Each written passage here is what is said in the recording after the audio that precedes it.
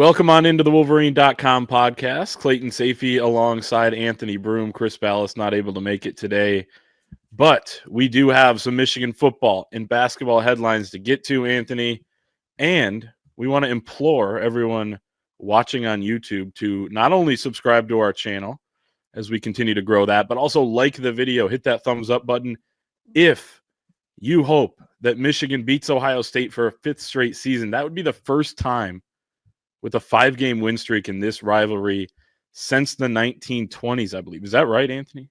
Do I have that right? That sounds right. Okay. I don't know if it's right, but it sounds right.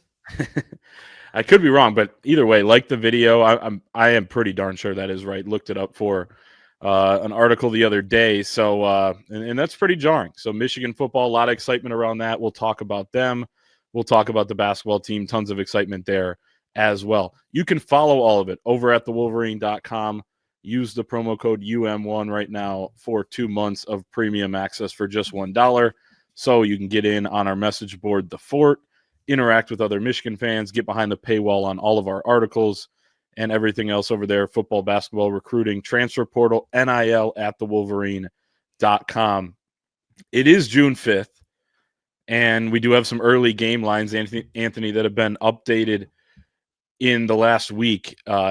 We had a couple games in there over on FanDuel, and they added the spread for the Nebraska game as well on September 20th. So let's go down the 3 games that we have spreads for. New Mexico in the opener, Nebraska on September 20th, and then Ohio State on November 29th. And we'll start with New Mexico. Do you happen to know this number, or can I get you to wager a guess on how big this spread is between Michigan and New Mexico? I saw you wrote a story yesterday. I have not seen any of these numbers, so this is fresh to me. All right, let's go. Let's get your guess. Yeah. So New Mexico, right? The opener. Correct. Let's go with 34.5. It's dead on. That's exactly what it is. Seriously? Yes. Okay. All right. Well, let's go, baby. Come on. Over under is 51.5. He's on a roll. So did you see the Nebraska one, though? No, I haven't seen any of these. Okay, cool. Perfect, hand to God. Perfect. But first, yeah, I guess just to put a bow on the New Mexico part of it, which we don't need to spend much time on, like coaching change for them. I kind of feel bad. Like Bronco Mendenhall, their head coach last year, he comes out of retirement. He had a really good career at BYU, a solid career at Virginia. Remember, he coached Taysom Hill at BYU and retired, comes out of retirement, goes to New Mexico, stays for a year. They win 5 games for the first time since 2016, and then he leaves for Utah State, a team in their own conference. Now, there's going to be a new Pac-12 in a year or two.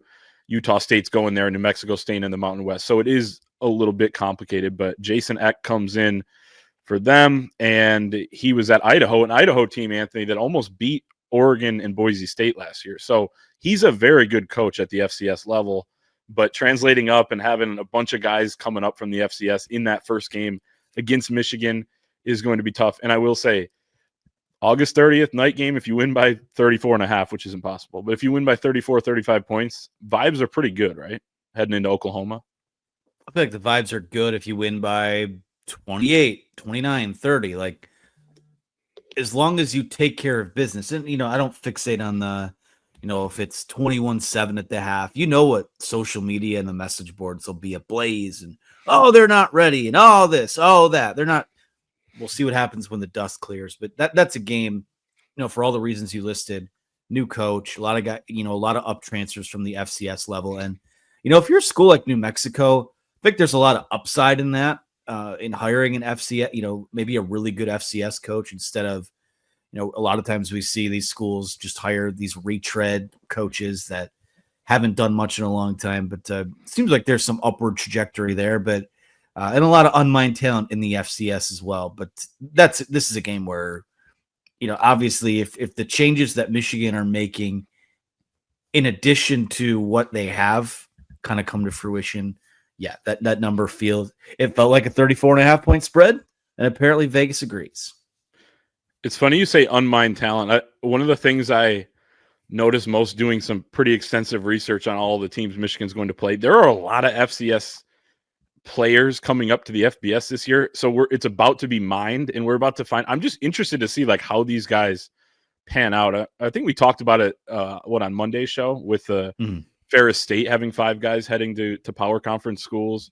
FCS a higher level, so not as big of a transition, but Michigan's done it. They brought in Brady Norton from Cal Poly, the offensive lineman. Michigan has done it in the past too with Dalen Baldwin from Jackson State. Sorry, I almost said Youngstown State, and then CJ Charleston from Youngstown State. So, and they've all worked out to varying levels of success. Not as much hits at Michigan, but there have been some big hits.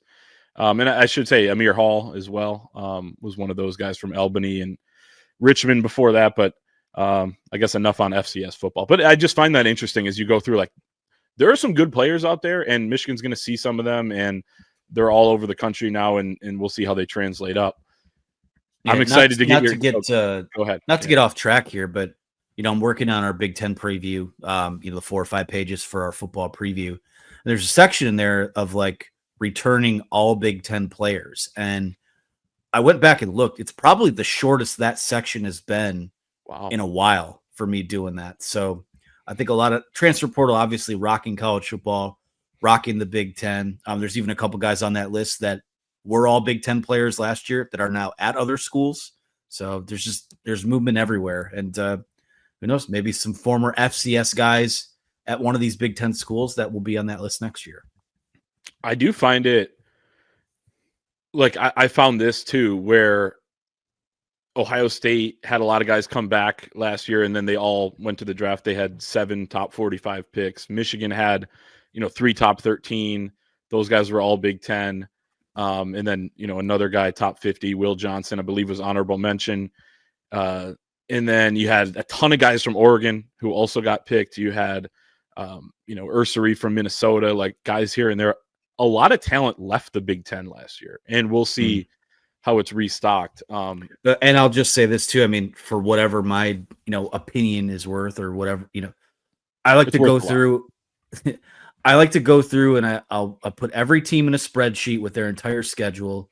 And before I do that preview, I pick the games, and I just, right before we hopped on here, I finished that thing. So all 18 Big Ten teams, all 12 games for each of them. I'm not going to give away who's where, but there's a lot of teams in the Big Ten this year that I think have, 8, 9, 10 plus win potential. So it's, there kind of seems to be a consensus on who those top 2 or 3 are, but I can see this being a wacky year. With, last year, Indiana was a surprise. We could have 2 types of Indiana surprises that I don't know. It's it's going to be a fun year in the league. I'm excited. There's a lot of boomer bust teams, I think. All right, let's get back to these. I'm excited to get your guess. I'm glad you didn't see these because it's more fun you were spot on with 34.5. That's going to be the toughest one to get here. But September 20th at Nebraska, Michigan could be without Sharon Moore. We'll see how that plays out with the potential suspension there. So that is, I'm sure, factored into FanDuel's line. They're not, they're in this to make money, right? The house is trying to win, typically wins. I know it's said that they always win. What is the spread between Michigan and Nebraska?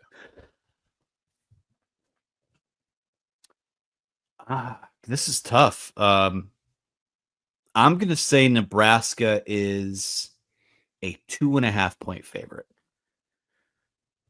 That would be not exactly right. Michigan is actually favored by 3.5 in this game.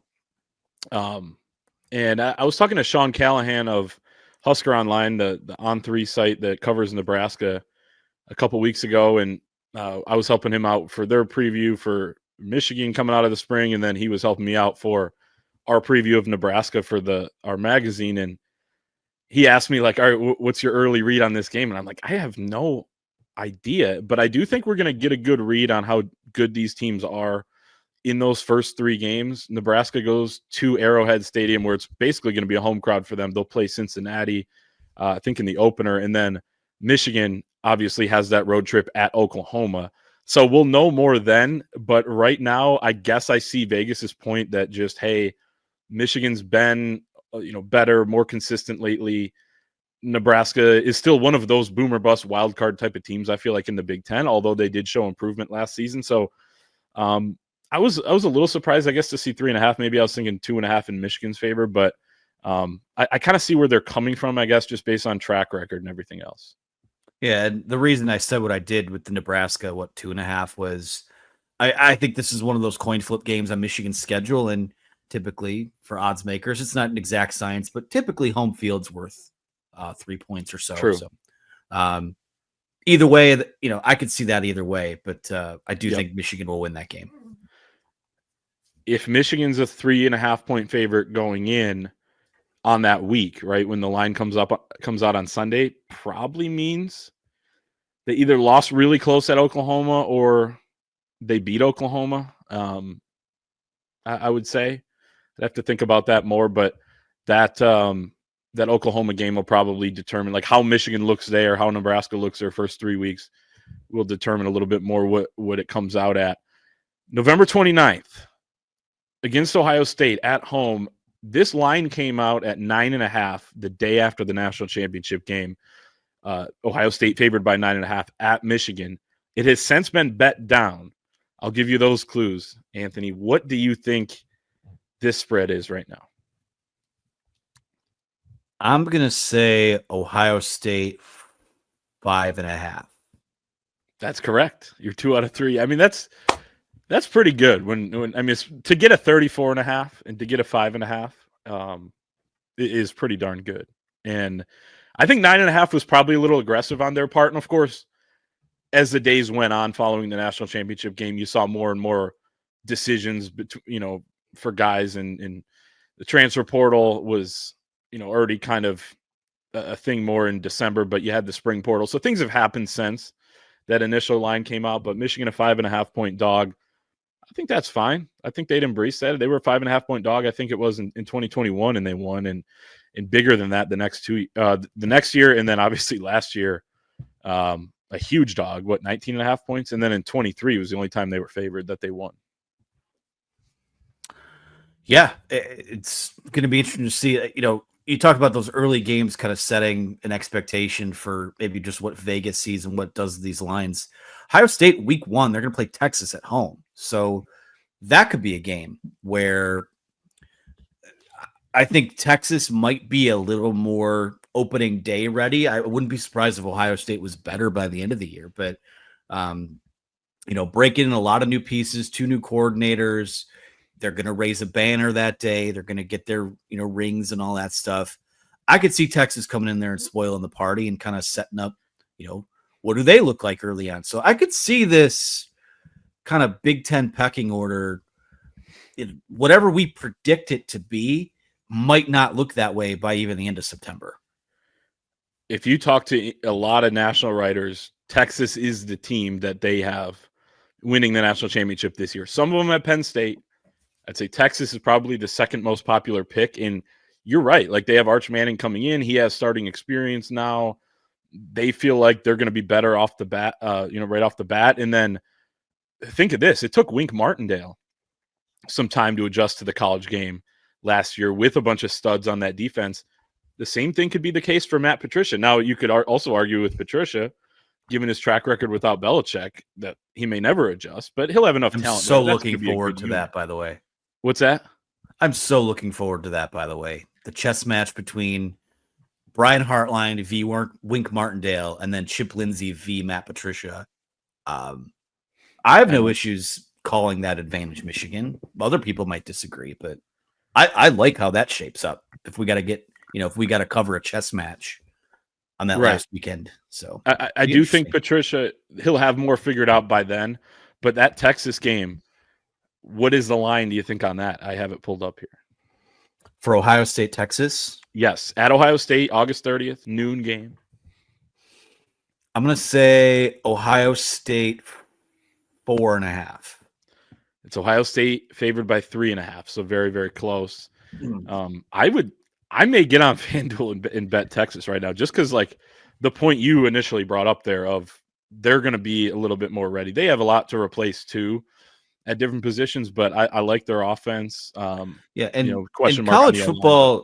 College football doesn't, like, the NFL, they always have that opening night game on Thursday where the team that wins the Super Bowl gets their ring. And, I don't have the stats in front of me, but a couple years ago, Lions went in there, spoiled the party. I could see that kind of being what Texas does here. Mikey Keene damn near came in, spoiled the party last year. Yeah. Not really, but I mean, it was dicey. Had the ball with a chance to be down a score before the angriest pick six of all time. So, and here's the thing: when that game happened and you watch Michigan on the field, there was a lot of talent out there, but you also said to yourself, okay, this is a new team. Like, this is not the team we saw on January 8th in Houston. And we'll probably get that feeling when we watched Ohio State for the first time this year, especially against a really good opponent like Texas. So that'll be a game that I am really looking forward to. And if you're not happy about the night game against New Mexico, because it's not that sexy of a matchup for a night game, it gives you some time to watch the Texas-Ohio State game, and then you could head over to the Big House if you're in the area, or just keep your college football marathon going on TV that day. So I like that we get that. Yeah, here's my thing. I mean, if you're confident you're going to win by multiple, if not, quadruple amount of scores, if that's what the spread, whatever, math is hard. Wouldn't you rather it just be the night game and you get to hang out and tailgate all day and watch games that are going to be better? It seems like. I think that's a win-win for fans.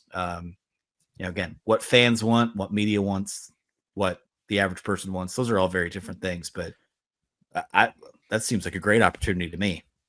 I have learned everyone's kind of got their own agenda, and it's understandable, right? Like, we have ours, you have, and I don't mind night games as much as Ballas does, but he hates them. But okay, if you're coming from, let's say, Charlevoix and you're 4 hours away, like, you're not going to get home till, whatever in the morning after traffic clears, 5, 6, whatever it would be, who knows? And I understand not liking it. If you're right down the road and you got a tailgate and you got a pizza oven going all day, and then, you got the stream, I mean, that's kind of us, right?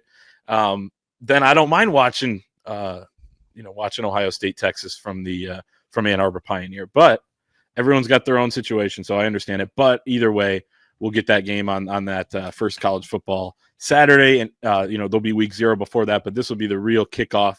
And Anthony, it's only 86 days away. Are we excited or what? Come on. I feel like I'm getting pumped just talking about it. I'm pretty excited. I mean, the early stages of putting together the football preview are kind of monotonous because we're working on those bios sections and things like that. But once you get you do the opponent previews. I'm doing Big Ten preview. I'm flipping through these magazines, getting a feel for what the rosters are. I'm predicting games. I'm getting the itch. Again, to quote Chris Ballas, not wishing summer away. I got a honeymoon coming up. I'm very excited for that. Get to get off the grid for a bit.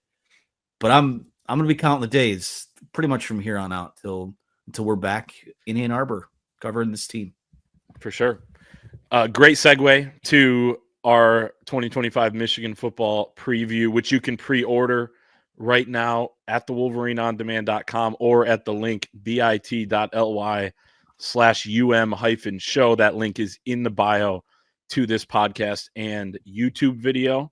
But it's our 160-page Michigan football preview. Anthony mentioned a couple of the features in there. His Big Ten preview, previews on every single opponent, exclusive interviews with Wink Martindale, Chip Lindsey, different players, features on 5-6 key players for Michigan this coming season, including Justice Haynes, Bryce Underwood, I believe Rod Moore's in there. Leaving some out as well because I don't have it in front of me. But so many different things in those 160 pages, recruiting updates, expert columns, analysis, everything else. You can get it at the link in the description to the video or the podcast. Pre-order before June 16th to get free shipping. So yeah, go and do that right now. We also had ESPN release their football power index before the season this week, the FPI. You can argue whether or not you take a lot of stock in it. I don't take a ton in it, but it is kind of interesting to look at and see, I guess, where the computers view Michigan and a bunch of other teams in the Big Ten. So we're going to go through a couple of the numbers. They give percentage chances to make a bowl, win the Big Ten, make the playoff, make the national championship game, win the national championship. Anthony, I'm going to give you the number, and we're going to each give our opinion on, is it too high, too low, just right? But just before we do that, Michigan's number 17 in there in the country, 29th toughest schedule in the nation, 11th toughest in the Big Ten. So a lot of teams in the Big Ten playing challenging schedule. So actually back half of the Big Ten in terms of toughest schedule. So that works in their favor. They had one of the most difficult roads in college football, of course, last season. So they deserve a little bit of a break. But you never know how some of these teams are before the sorry, season. not to interrupt. I have to check on this. Were they the only team in the regular season to play 4 playoff teams? They had to be. Maybe Florida. Florida had a ridiculous schedule as well, right? I'll look that up right now. But sorry to interrupt. No, not at all. I do need you, though, to answer these. So let's start with being bowl eligible. 94.2% chance to win 6 games, make a bowl. I guess you could make a bowl at 5 wins, but this is specifically 6+ wins in the regular season. 94.2%. Anthony, is that too high, too low, or just right? What was the exact number again? 94.2. Oh, it's too low. I don't think we're going to be, there's a point last year where we were sitting here sweating out bowl eligibility. And I don't think that's ever going to happen. I don't think that's going to happen this year. I think that they're going to I think they have 6 wins on their schedule. I don't want to call them scheduled wins. It's disrespectful to the opponent, but you got 6 you feel pretty good about. And then, that has you in a bowl game regardless. And I think they are capable of at least 2 to 3 more wins than that. So, yeah, too low. I think there are 4 pretty much locks. And then, I agree with you that there are, and depending on who it is, how good these teams end up being, a couple more that get you there for sure. So 94.2, that is pretty high. I'll say just right. I don't know, would it be a couple percentage more, couple less? I'm not sure. So I'll say just right. Winning the Big Ten, 6% chance to win the Big Ten. Is that too high, too low, or just right?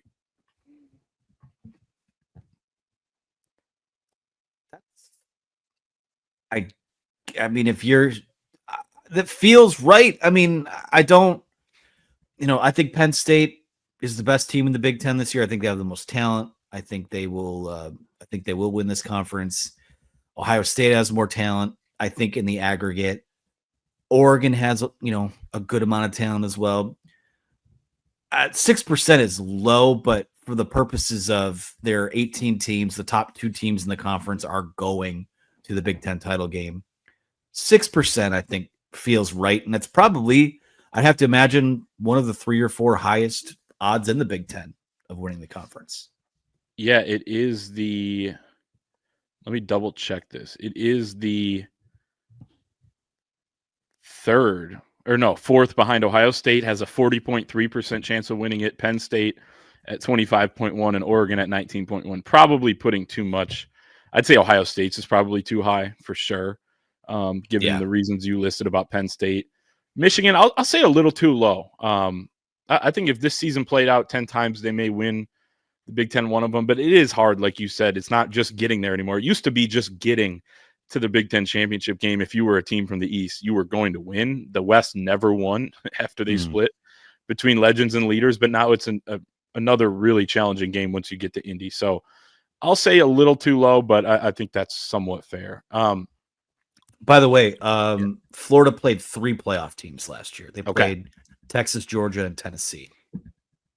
So it's still crazy that Michigan played that many. Michigan played what? Indiana, Ohio State, Texas, Oregon. And Oregon.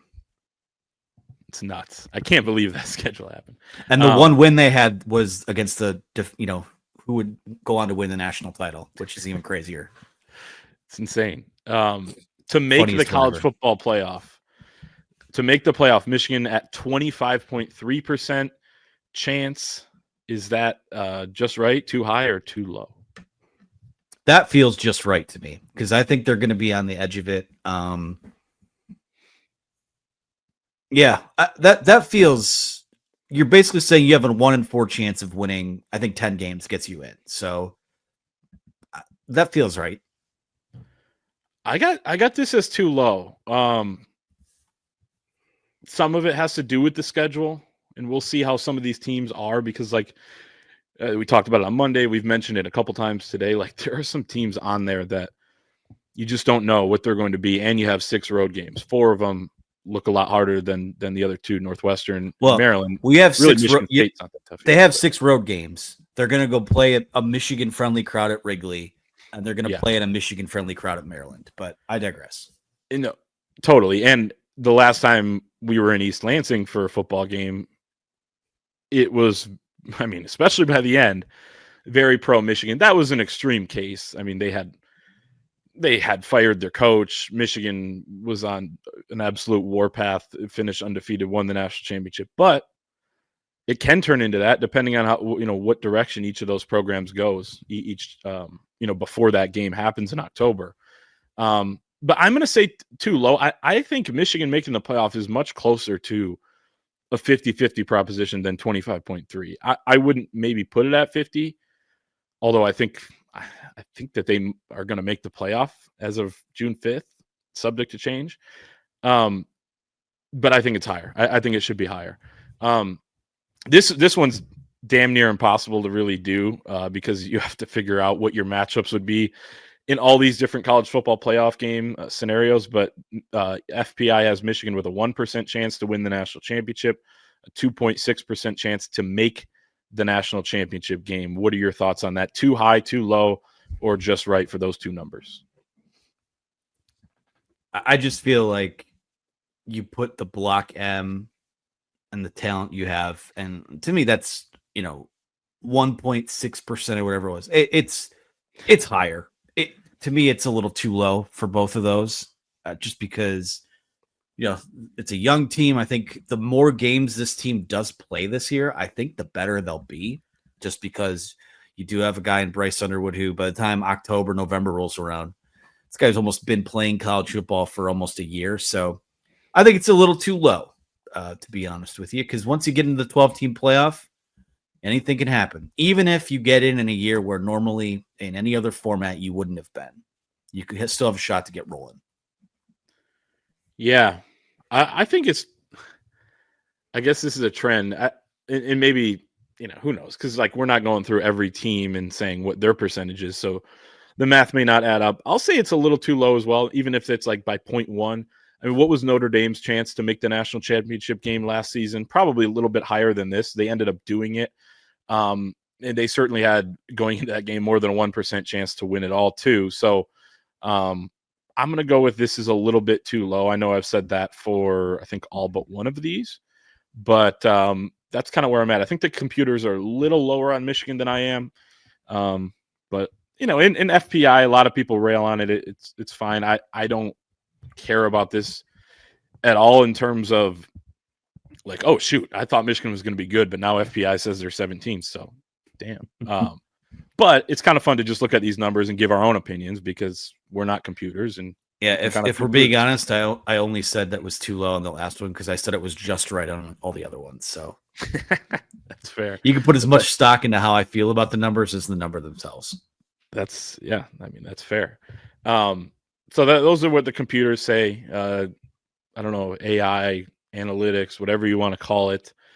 They're taking our jobs. They're coming for us. So, I mean, next thing you know, we might as well not even play the season. Just let FPI decide who the Big Ten champ is, national champ, who makes the playoff. It's way more fun that way anyway. So that's that. And let's move on to this weekend, the NCAA Committee on Infractions hearing with Michigan over the scouting allegations and things that kind of went with that, including Sharon Moore, right? Deleting, but not really deleting text messages that he ended up turning over. Could get him a couple game suspension, could be more. Doesn't seem like anything will come of this hearing in terms of what a punishment could be for another 45 or so days, within 45 days from the NCAA. So I don't think this weekend is the fate or the destiny or anything like that where you got to, kind of have your phone by you if you're a Michigan fan. But nevertheless, this hearing is happening. And the thing I'm most interested to learn about whenever we do hear some resolution is the Sharon Moore part of this and how many games, if he'll be suspended, that sort of thing, because that has a direct impact on this coming season. Yeah, anyone who's expecting someone to bang a gavel and this is all done this weekend. That's not what's going to happen. I'm not familiar with what a hearing with the Committee on Infractions entails, but I'll just say this. I mean, the quicker that I don't want to say that this has been drug out too long already, because actually, by NCAA standards, this has actually been a bit of an expedited process, just in terms of the investigation and the notice of allegations, the rumored punishments.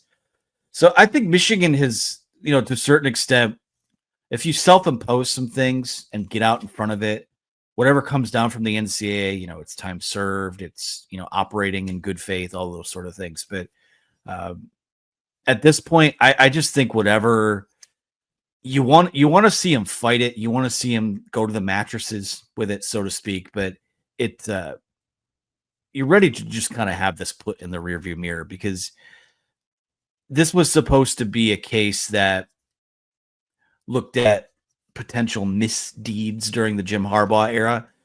And now when you're talking about, self-reporting or I can't find the word, but the recruiting restrictions, you're kind of shooting yourself in the foot with building for the next guy. And it's kind of ridiculous that Sherrone Moore is facing a suspension in the first place. Kind of seems like he's being treated as a repeat offender, or, to a certain extent, head coach responsibility, when he wasn't responsible for any of the stuff that happened before he was the head coach. So to me, I'm fatigued by it, especially knowing that we are it just seems the most likely outcome is that, Harbaugh's going to get an additional show cause. Connor Stallions will get an additional show cause. You're going to have all of the, you're probably going to pay a huge fine. You're going to be on some probation, but that's, as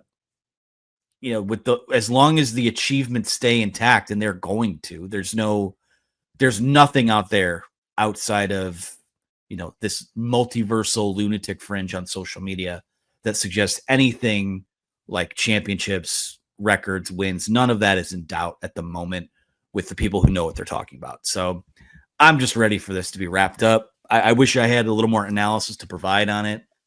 I'm just interested in seeing how long it takes for them to decide what the final outcome of this is, and whatever Sherrone Moore has to deal with, how much of that affects this season. No doubt. That's the biggest thing I'm watching right now, because it could affect a potential season. I think other minor things wouldn't.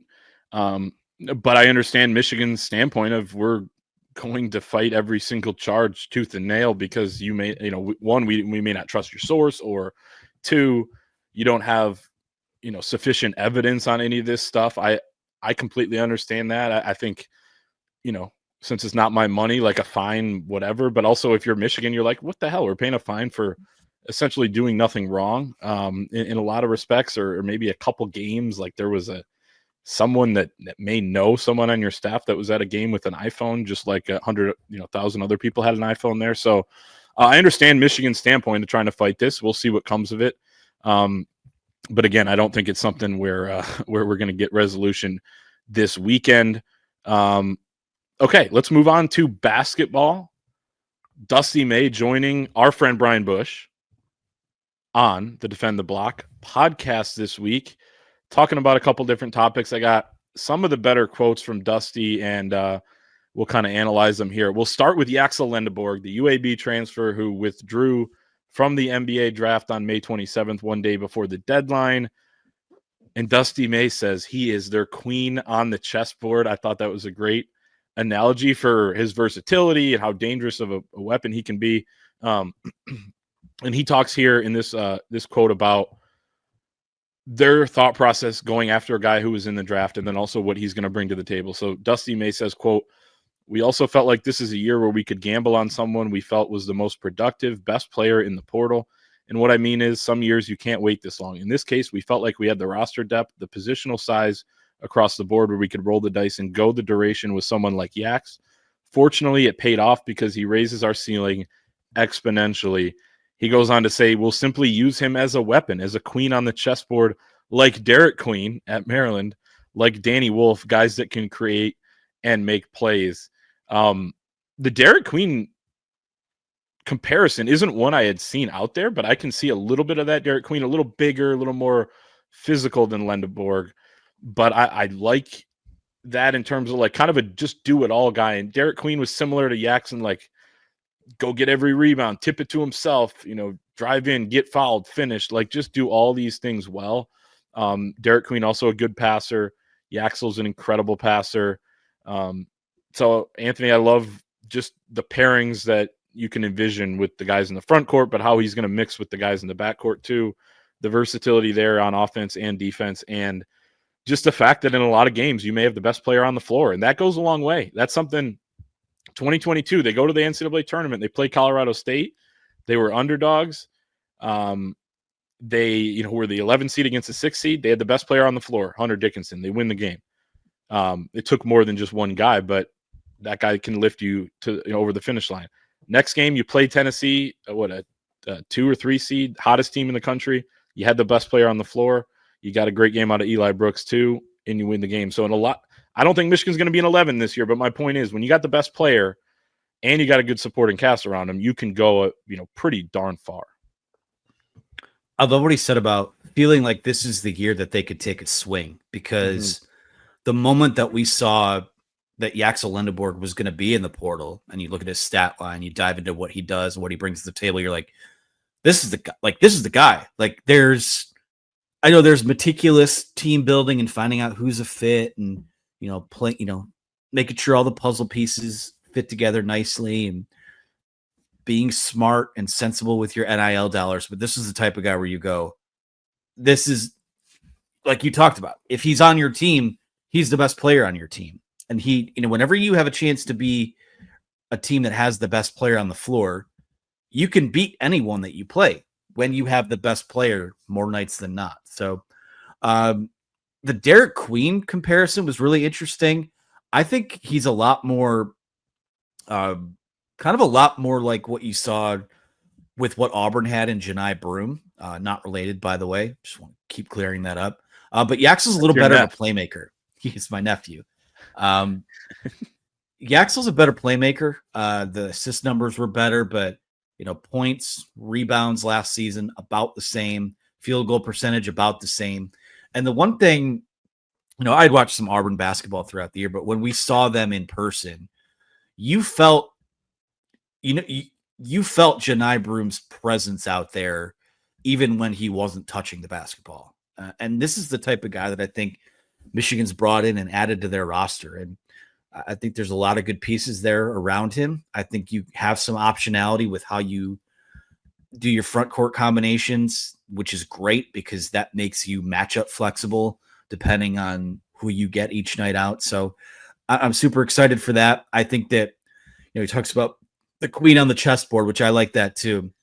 You just, I just call him your ace. He's your go-to guy. He's going to be the straw that stirs the drink. And I would think the bulk of what teams game plan for when they play Michigan this winter is going to be, how do we slow this guy down? How do we take him out of the game? But he's a force multiplier. He's a guy that's going to make everyone around you better too. And that's, I don't think it's crazy to say he is a contender. He has a chance to be a contender for National Player of the Year. I think he's going to be that good under Dusty May. I'm glad you said that about teams trying to take him away. And part of that will be double teaming him, right? When he has the ball, whether it's in the post or like if he's, comes around a screen and they trap him. And Dusty said that when he draws 2 to the ball, he's as good of a passer as anyone we've ever recruited. And you could see that even in those scrimmages at the combine where it's pretty unorganized. You're not running really any sets, and he was playing the 5. A lot of it, the first one, he was being guarded by Vlad Golden. But he just has a tremendous feel for the game, tremendous vision of the court. So he's going to draw a lot of attention. That's going to open a lot of things up for other guys. And you have Elliot Cadeau, who is extremely fast, extremely quick, has great vision as well. So you have 2 elite passers for their positions, and really Adai Mara is an elite passer for a 7-3 player as well. You got other guys that are going to see the floor. I think it's going to be an exciting offense. And speaking of Cadeau, Dusty addressed some of the lack of depth at the backup point guard spot, or just the point guard spot in general. He says there's always a concern if Elliott goes down, you want 3 point guards on your roster at all times, but the game has changed so much that there aren't a lot of true point guards left. I'm sure that began with Allen Iverson. It's carried on with Curry and all those other guys in the NBA. The point guard position is so subjective now, where you turn on a game and Jason Tatum may be initiating the offense. We do think Roddy Gale showed us some glimpses of real steady playmaking and decision-making late in the season. We're going to get him more involved. He mentioned some of Roddy's entry passes to Vlad. He said, we think he'll be able to help us as a primary playmaker. And then LJ Kaysen, obviously, is a guy we want him to be him. He definitely created a lot of offense for us in the NCAA tournament, looked more like himself later in the year as he struggled a little bit in the middle of the year for a variety of reasons. And then obviously Yaxel Lendeborg and these guys, when they have bigger guys on them, they can be initiators of the offense. I don't want to be remiss to mention Nimari Burnett. He's played point guard here at Michigan the year before he got here, so he'll have, as he gets used to his teammates, a playmaking role and someone who can alleviate pressure with his ability. We have a lot of options. Trey McKinney's another guy who can play the point guard spot at a high level. So, yeah, I mean, it's about making calculated decisions, right? And Dusty talks a lot about you bring in one guy and it affects others. I mean, not to speak in hypotheticals, but like you keep bringing in other transfer guards. Like what does LJ Kaysen think? What does some of the freshmen that are coming in like Winters Grady and Trey McKinney think? Even if they're not going to play that exact position, someone that's going to eat up some minutes, you could create a little bit of doubt there. So they're going to piece this together the best they can. I don't want to see Nimari Burnett play point guard again. There's nothing against Nimari. It just doesn't suit him, and it wasn't a great indicator that your team was very good. And that was the case 2 years ago when we saw him do it. But he'll do anything he's asked to do. I think the Roddy Gale part of this is pretty intriguing because we did see them have him bring it up a little bit more as the year went on. And then, as he said, Yaxel's just going to take some pressure off of those guys. If Cadeau's on the bench for foul trouble or hurt, Lendeborg's going to bring the ball up, and that'll take some pressure off of guys where they don't have to do it every single time. Yeah, I think one of the problems with last year's team was that they didn't have enough ball handlers. I know they didn't have a true backup point guard, but it just didn't seem like they had enough guys that could bring the ball up the floor. You pretty much had Trey Donaldson and you had Danny Wolf. Now you've got Cadeau, who I think is a better playmaker than Trey Donaldson is. I think he's better on the ball than Trey Donaldson was. You've got Yaxel. You've got LJ Kaysen, who I thought really came into that part of his game later in the season. And like you said, we've both seen a little bit of Trey McKinney playing live, and he's capable of that as well. So that you can have multiple guys that are able to bring the ball up the court, that are able to initiate offense, able to play make. It's pretty clear to me like that was – outside of like the physicality, I don't want to say that was the low hanging fruit, but that's what a lot of people cited needed to get better when you saw what happened with Michigan down the stretch in Big Ten play. But you just didn't have, the ball stuck. There weren't enough guys on this roster that could make things happen and that could make things happen for other guys too. So I think that they've addressed that. I think that there was a very clear plan, whether Yaxel had come or not, but now that he's here, I mean, it's just, it is that final piece that is going to give them a chance to do whatever they set out to do this year. As the year went on, and it was interesting from a head coach, like he was very public about we need better playmaking. We need to be better on the glass. We need to be more physical. And he's checked all those boxes with his transfer portal additions. And then they didn't shoot the ball well last year, and they still won as many games as they did. They finished number 10 in the country in the AP poll, make the Sweet 16, win the Big Ten tournament. So shooting might be one of those question marks on this roster, but they have enough of those guys, I think, to be good there. Even when you do have solid shooters like they did last year, the shots may not go in. So I think he wants to be better at all the other stuff. And to your point, create more easy looks this season, to kind of give themselves a little more of a margin, a word he used a ton last season. Last thing from this, and there's a lot more there, so go listen to the interview with our buddy Brian Bush and Dusty May. The last quote, and I do like this, and this is something Dusty talks about a lot as well, sacrifice. He says, we as a program that's striving to be championship level, We have to be much more concerned with maximizing our minutes and playing at an optimal performance level versus counting how many minutes we're playing.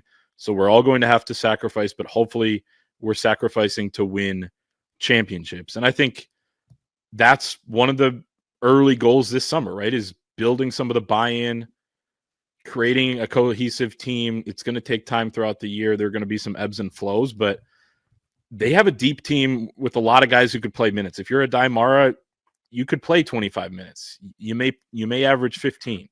You know, if you're Merez Johnson, you could probably average 29. You may average 19 or 21, right? And you could go on and on. Some of the freshmen, if Trey McKinney goes to a worse program with a less talented roster, he's going to start and he's going to play more minutes, but he's going to have to bring his secret sauce, as Dusty said about the freshmen, instead of being, you know, maybe the focal point. So everyone's going to sacrifice, but if they hang a banner at the end of the year, and even if they don't, if they're close and they achieve, you know, some really good things, it's going to be worth it. And he's just a great messenger for that too, because I think he does get really good buy-in from his teams. He speaks with like such a organization and such a conviction that obviously I can't put myself into the shoes of a talented basketball player, either from a high school or transfer portal level. But I've seen you make a couple shots when we were playing outside. Let's not go there. Let's not go there right here. Okay. Thank God I don't have the shot tracking data that they do, because it would be very poor. We'd have your heat map up on the screen right now. Yeah, let's not do that either. Got to maintain some semblance of ego here. What I was trying to say is the way that with how well thought out everything Dusty May does has turned out, with how organized he is, with how, you know, with the conviction at which he acts. If you're a guy, you know, weighing again, we'll use the Axel Lenderborg. Kentucky was in the mix for him. Auburn was in the mix for him. And those are two schools that if they wanted to pay him, and they did want to pay him, like they could give him whatever he wanted, no questions asked, and probably outbid Michigan or sell what they've done recently. But I think they did. Yeah. And yeah, I mean, Michigan won this recruitment because Dusty May sold a vision, and it probably, you know, there is a little bit of sacrifice for everyone involved. Axel Lenderborg could have maybe gone to another team, and you're playing, you know, in the lower 30s, maybe upper 30s each night, and you're just unquestionably the best player. I still think he is on this roster, but you know, there are gonna be nights where Roddy Gale is hot and you have to kind of cede to him. There's going to be nights where Merez Johnson is scorching hot, and he's going to get a lot of looks. So guys, like we've talked about this before, I don't think there's going to necessarily be a super big reduction in his minutes, but Namari Burnett probably plays a little bit less. Will Cheddar, with how this roster shakes out, is going to play less. Depending on what the freshmen do, Roddy Gale might play a little bit less. I think, but when you can sell that, hey, if you buy in, we're going to make you better. We're going to make you a more efficient basketball player, and we're going to win a hell of a lot of basketball games too, which any competitor is going to want that opportunity to win at the highest level possible. So the fact that they've been able to bring in a roster that is deep, and it is as deep and is as talented as it is, while selling this vision that, hey, everyone's going to get theirs and we have a chance to do something really special, that speaks to Dusty May and the tone he set, the vision he sold, and how interested guys are in coming here to play. No doubt. And the staff's going to have a lot of tough decisions to make on rotation, and it'll get harder as the year goes on because you're going to tighten it up, but they have a lot of talent to work with, and seems like there are going to be some hurt feelings, and it's going to come down to, are you going to get your feelings hurt and sulk about it, or do you want to win basketball games? And I think that the guys are universal in the idea that they would like to win basketball games. I agree. That is going to be our show for today. Hope everyone has a great weekend. Make sure to like the video if you're watching on YouTube. Subscribe to our YouTube channel. Head to thewolverine.com. Use the promo code UM1 right now for 2 months of access for just $1. Get on our message board. Get behind the paywall. And we will see everyone next time.